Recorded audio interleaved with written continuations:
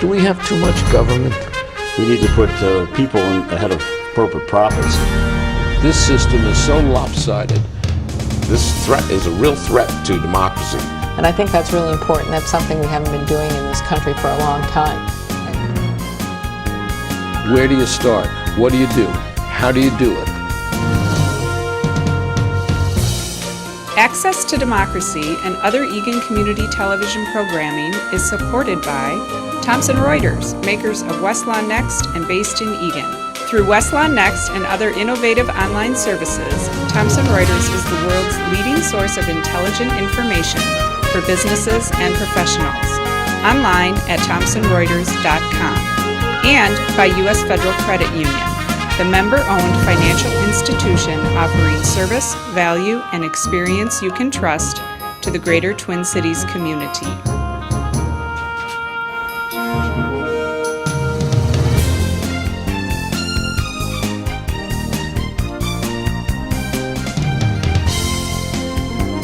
Welcome to this edition of Access to Democracy on this beautiful summer day in Minnesota. I'm your host today, Steve Francisco, and the weather seems particularly appropriate considering the guests that we have today. Larry Berle is our guest today. Welcome, Larry. Thank you, Steve. It's a pleasure to be here. Thanks for having me. Larry's the author of a book titled A Golfer's Dream, and we're going to talk about something he did that is really rather extraordinary. He was inspired to tour the top 100 golf courses in the United States as determined by, was it Golf Digest? Correct. Yeah, and has written a book about it, which we have right here in front of us. But before we get into talking about golf, Larry, I actually want to ask you about an earlier career that you had before you became an author and an avid golfer. You were a concert promoter and actually formed your own promotion company, didn't you? Tell us about that. That's right. I majored in theater and minored in music at the University of Minnesota, and my first job actually was managing a dance company, the Nancy Hauser Dance Company.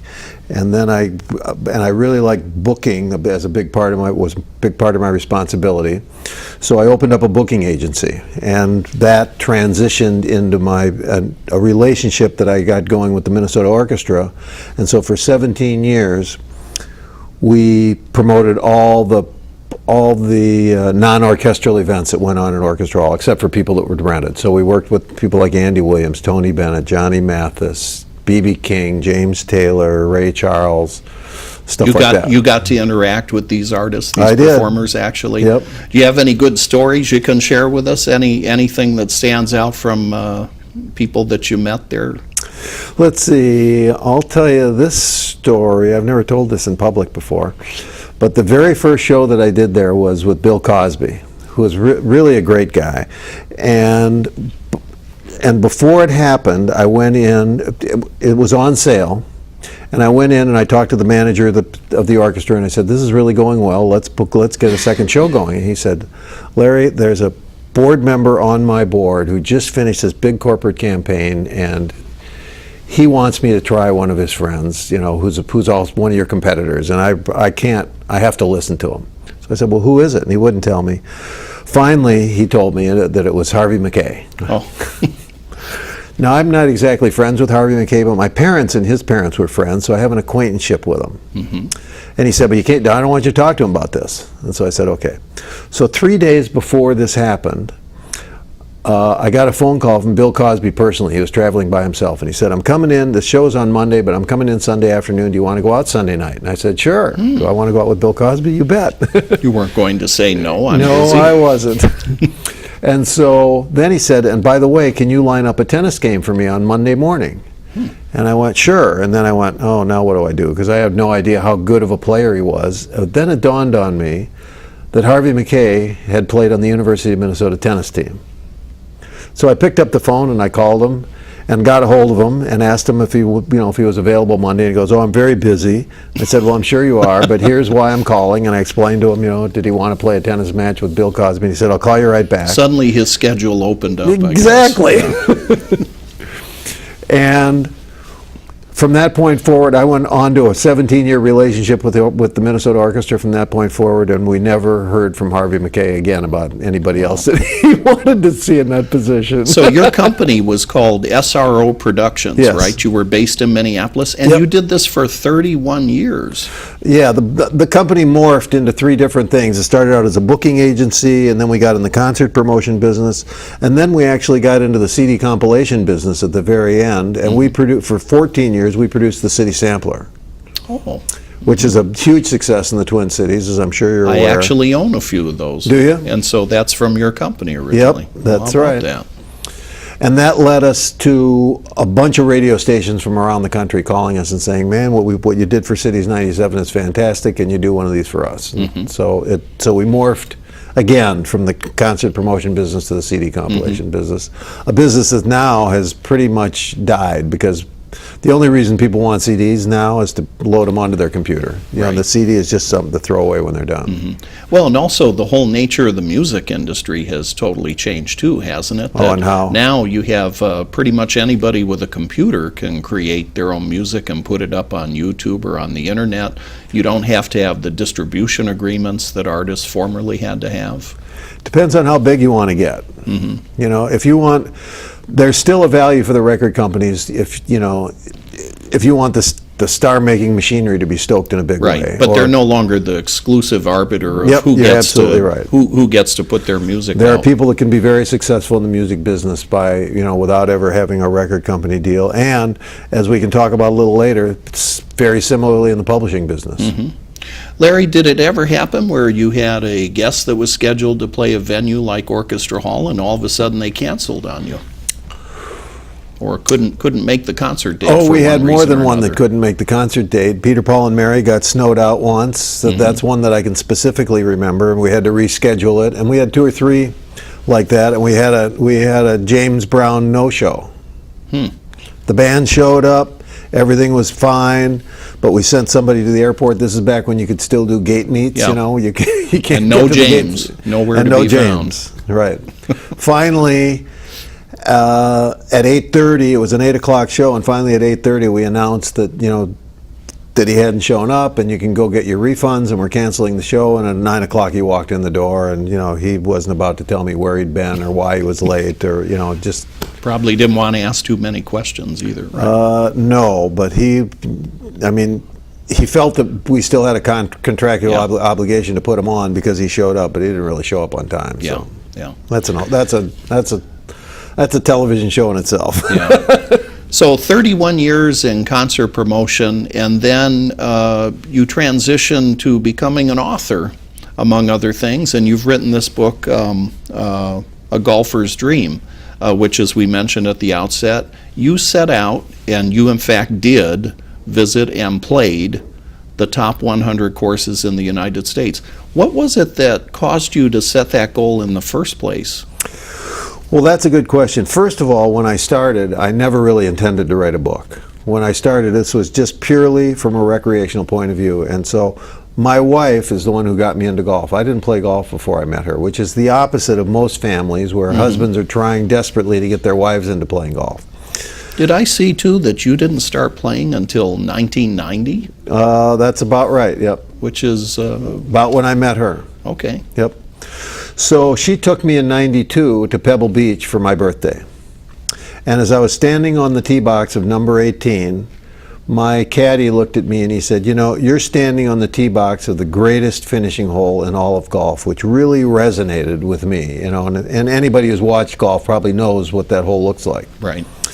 And Right, as I with the was- backdrop of the Pacific Ocean and spectacular natural setting. Right, Yeah. exactly. And so as I was walking up the 18th fairway, I could really feel that I was walking in the spike marks of all the greats, Palmer, Nicklaus, you name it. And I thought, boy, I'm going to get up to the green, and when I'm done, I'm going to toss my ball to some little kid, and I'm going to the media tent, and Johnny Miller's going to interview me. Of course, none of that stuff happened, but it was still an emotionally overwhelming experience for me. And so the next morning, when we were getting ready to leave, I said to Annie, I said, this was such a great experience. I want to recreate this. And so I'm going to go play the top 100. And she looked at me in her great wisdom and said, you're nuts. which is probably a true statement. She said you were nuts, not no, you can't do it. Right, you got it. So that's a good start. Larry, what did it cost you to do this, to accomplish this, and how long did it take you? You know, I never really kept track, but probably in the neighborhood of $10,000-$20,000, I'm going to guess. Because maybe a it little had bit to more. be a considerable expense for airfare, hotel, greens fees, lodging. Airfare wasn't Yeah. wasn't a consideration for me because my wife's a flight attendant. She was Okay. with Northwest. So, but all the other stuff is there without a doubt, and it's hotel rooms and rental cars and all that stuff adds up very quickly. Was there ever a point when you were doing this where you ever said to yourself, gee, have I bitten off more than I can really chew here? Were there ever any moments when you said, I kind of regret that I've undertaken this goal, but I'm going to see it through? I wouldn't say that I ever reached a point where I regretted it, Mm-hmm. but it was fairly easy in the beginning. First of all, 17 out of the top 100, roughly, between 15 and 20, because the list keeps changing, are public or public access. Places like Pebble Beach, Mm-hmm. Pinehurst, they're resorts. All you got to do is fork over your money and you can play. Right. The rest of them are private, and so the whole story here is really about networking my way onto them and meeting people and finding people to host me. And so one of the examples I like to give is I called my cousin in Los Angeles, who called his cousin on the other side of the family, the other side of his family, in Baltimore. She talked to her husband. He called his uncle. And that person was my host at the Baltimore So Country you had Club. 5 or 6 degrees of separation You got from it. some of these clubs that you ended up ultimately playing. Now, certainly one of the most famous clubs in America is the famous course at Augusta where the Yep. Masters is played every year. Tell us the story about how you got into the Masters and the Okay. value, how you made the connection that got you on the green. All right, but before I do, I'll just finish up what you were asking me a minute ago, and did I ever regret it? Because I would say I never regretted it, but I did reach a point where I was probably 25 or 30 into it when all of a sudden I didn't know people any. In the beginning I knew people, I had access to public places, but all of a sudden I'm like reaching out to people I don't know and trying to make connections with people that I don't even have a clue as to what the path is that's going to get me there. And when I hit points like that, there were times that I definitely went, maybe maybe I have bitten off more than I can chew, but I kept going through it. And for me, that all switched around when I hit probably the 70 or 75 point, about 3/4 of the way. Okay. Because then it was like I could so clearly see the goal line and I wasn't about to give it up. And one of the things that happened in that process, and I'll come back to the Augusta story shortly, one of the things that happened in that process is some of my friends who are non-golfers called and said, well, I know how this is going and I know how all these people are helping you, and how can I possibly be your friend and not have contributed some help to this? So tell me, what cities are these courses in? I may not know anybody at them, but I know I might know some business people that live in that city that know someone who knows someone. So give me some leads here so I can try and help you. And so that sort of thing really started to happen once people began to see that I was clearly going to complete this. Because there's a lot of people that start doing this, and I'm certainly not the only one that's ever completed it, but there aren't many. Great. So back to Augusta. Back to How did Augusta. you get to Augusta? So I was very lucky because this is by far the hardest course for most people to get onto. And it's the hardest for several reasons. One, everybody that's ever picked up a golf club wants to go there. Second of all, almost none of the members live in Augusta, Georgia. So now you're not just asking someone to come and spend 4 hours and play a round of golf with you. You're asking them to travel. And spend a few days perhaps in the area. Right. Yeah. Well, certainly commit 2 or 3 days to Yeah. the process, whether they spend it with you or not. Right, exactly. So you're asking a lot, and it's by far the highest demand course. And as you know from all the controversy that's come around about black members when that happened, and now female members, which they've now finally let a couple in, it's highly sought after. So in many ways, it's the demand for it is extremely high. And there have been people at Augusta who've been thrown out of the club for selling off, by selling off tee time. Maybe not exactly selling them off, but saying, if you give me $1,000, I'll bring you as a guest, or if you'll donate $1,000 to my favorite charity, or if you'll, stuff like that. So I was very lucky in that at the time my office was on the 18th floor of the Fauché Tower, and the Fauché Tower is a very narrow building, and there's one restroom on every floor. It's now so a W Hotel, it I is. believe, in Someone's downtown sleeping Minneapolis. in my office, Steve. And I don't know who. It's probably someone different every night. But there's only one restroom on every floor. It's men's on the even floors and women's rooms on the odd floors. And one floor up from me, and I hope he doesn't mind my mentioning his name on TV, hopefully he won't, was Wheelock Whitney, very prominent citizen here. Probably even been on your show, I'll bet. I don't know. I haven't interviewed him. Perhaps Alan has, but very prominent family, you're right. Right. And so he would come downstairs to the bathroom, to the 18th floor. And so I met him in the restroom. Now, Steve, I know this is a political show, but this is not to be confused with the restroom at the Minneapolis-St. Paul airport. There were no senators from out west, no wide stances. But I met him there, and finally one day I said to him, well, you're a member at Augusta National, right? And he goes, yeah, and he knew what was coming, right? And I said, so what's it going to take for me to get to Augusta National? And he looked at me, Larry, you're going to have to become very good friends with a member. So I made it my mission to become his friend, and I did, and I have, and I'm still friends with him to this day. In fact, we just went out and played golf a couple of weeks ago. So how did you do that? How did you cultivate that friendship? What types of things did you do? We had some friends in commons that I talked about, but the first thing I did was I picked up the phone and I called up to a secretary the next day and I said I'd like to invite him out to lunch. And he accepted, and so we worked that out. And then I invited him to come play golf at my club, which at the time was at Bear Path, and he accepted that. And I found out his birthday, and I would send him cards. I mean, I made an effort, and I would go up and see him in his office, and I would talk to him in the elevator, so we became. And so at the time, he was one of the 10 owners of the Vikings, and then the Vikings charity golf tournament was coming up. And so I called him and said, I'm going to put together, I'm going to play in your charity golf tournament. Would you like to play in my foursome? Knowing full well that he probably already was all set up. Yeah. And he said, Larry, I'm all set up to play, but we need one more guy in our group. Why don't you play in my group? So I went and I played in his group. And we played with, so there were 4 of us, along with Randall McDaniel. Randall McDaniel is a big, strong guy.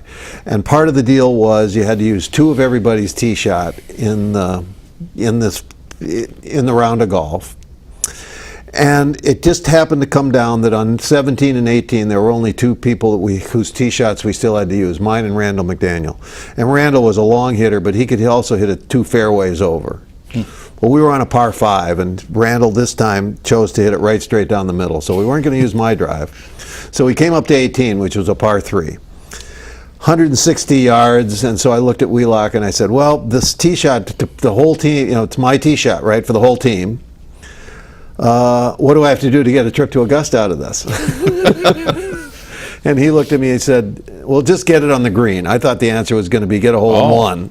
Yeah. So just get it on the green. I hit the ball over these wetlands. It lands on the green. I'm walking around the green going, man, I'm going to Augusta. And we get over there, and it had rolled about a foot or a foot and a half onto the fringe. And Wheelock looked at me and he said, well, I can always take you to Atlanta and play golf. That's close to Augusta.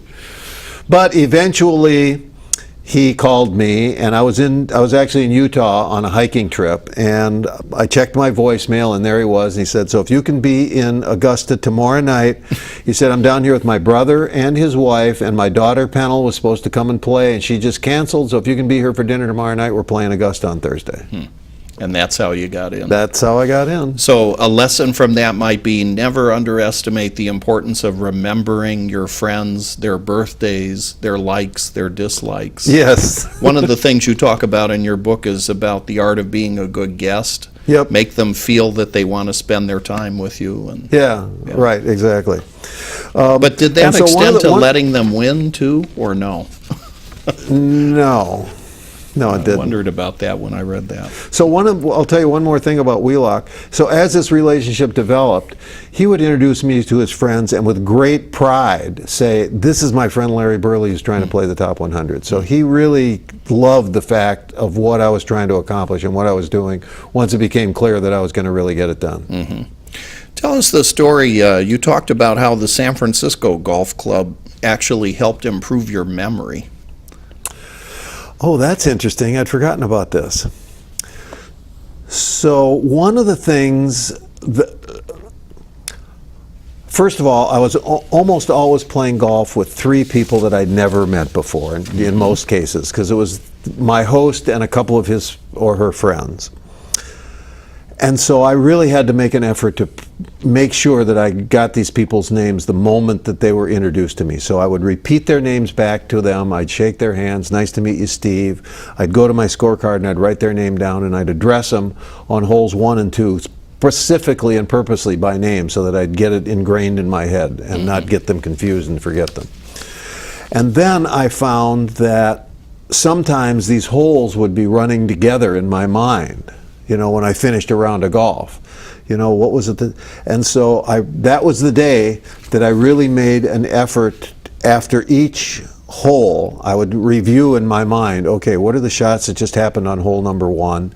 And then when I got to number 2, I'd go, okay, what happened on 1 and 2? What happened on 1, 2, and 3?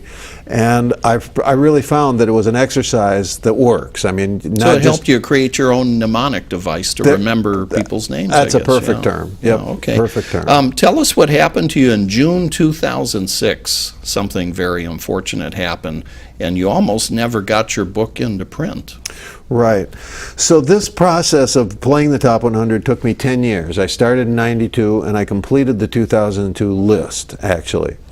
But I'd also have to tell you that because that list changes biannually, that I actually, because it changed, I actually had to play 117 golf courses. Oh, I didn't I know, realize don't it. you feel sorry for me? Oh. I know, we'll get out the violins. I had to play 117 golf courses in order to complete the 2002 list because 17 had over the 5-year, 9-year period had fallen off. Now I forgot the question I was answering. Was asking you about what happened to you in June 2006. Right. So I finished this in 2002. Then I sold my business, and it was after I sold my business that I decided to write this book. And part of the reason that I decided to write the book is part of my process of networking, aside from the telephoning that I was describing to you earlier, was that I created an email list. And this was when email was still kind of in its infancy. And so I would write people and I'd say, here's my experience at Shinnecock, here's my experience at Baltusrol, here's my experience at Augusta, or whatever it was. And here's the next 5 I'm trying to get on. Does anybody know anybody? Because these people are all highly interconnected at that level, interestingly enough. And people would write me back and they'd say, we love these little stories you're sending us. Don't ever take us off your list. And, you know, you should write a book. And I used to write them back and say, yeah, like I'm some sort of an author. But once I finished all this and I looked at all these stories that I'd compiled, I thought, you know, there is a book here. No one had ever written a book about it. No one had ever written a story. And I thought I really had an interesting story to tell. And so I set about to do that. And then I had this bike accident, which is what you're referring to. I was riding on the Greenway. This was between, I was going from the Sears building towards Lake Calhoun. I was riding on the Greenway. I had been riding with a friend of mine. He went to the Mississippi River, so I was riding by myself. And Steve, I have no idea beyond that what happened. I know that the next thing, I woke up in Hennepin County Medical Center. I had gone over my bike on my head. Wow. I was not wearing a helmet, but I'm here to tell you that I now look at myself as a strong helmet advocate. I refer to myself as the president of the helmet police now. And when I see people not wearing helmets, they hear about it. I have to tell you, my wife works for a group practice of neurosurgeons in Minneapolis. Whenever she sees motorcyclists or bicyclists who don't have helmets on, she says, future patients. And she's right. Yeah. She's right. They just don't know. But this ended up being a life-altering experience for you. I was in the life-threatening I was in the experience. hospital for 2 months. I was in a coma for 2 weeks. I actually had to have a craniotomy, so they removed part of my skull so that the swelling could go down. I had subdural hematoma. And then put the skull back on. And the first thing I remember, actually, is being wheeled down to my second surgery. They must have woken me up for that. And I remember having a conversation with the anesthesiologist, and when he told me they were putting my skull back on, I said, Well, you don't happen to have Albert Einstein's skull around, do you? That'd probably be an improvement for me. But you recuperated, ended up coming back to the book after a bit of hiatus to recover and go through therapy, and were able to finish the book then. That's right, yeah. Let me ask you this, because our time's starting to wind down here, I see too, as it always does.